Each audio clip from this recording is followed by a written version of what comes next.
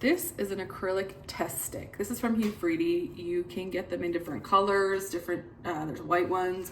These ones come in a packet of 6. And these are really nice because they're plastic and they give you a really good indicator if your instrument is sharp. So if you don't have these in your practice, I would for sure getting them if you're sharpening them yourself.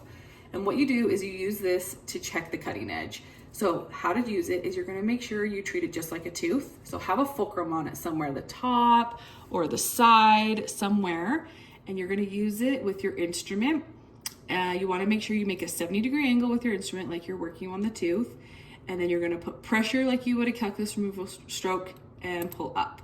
And to make sure the instrument's sharp, you should feel a nice biting edge, cutting edge on that stick. If you put pressure like you would a calculus removal stroke and it's super slidey like this, it's hard to get that initial bite. It probably means that edge needs to be touched up a little bit with your sharpening stone or card. So have these on hand, they're really helpful. Check both sides.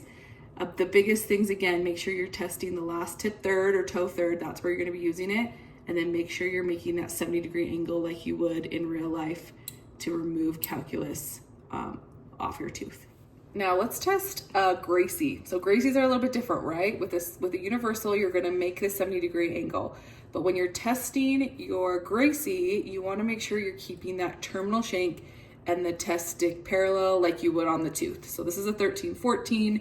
I'm gonna keep it nice and parallel with the test stick. I'm gonna just check the tip third because that's where we're gonna be instrumenting, and I should get a nice bite. I don't get a nice bite with this at all. I'm super slidey. This instrument for sure needs to be sharpened. It's dull, and I would not want to use it on a perio patient.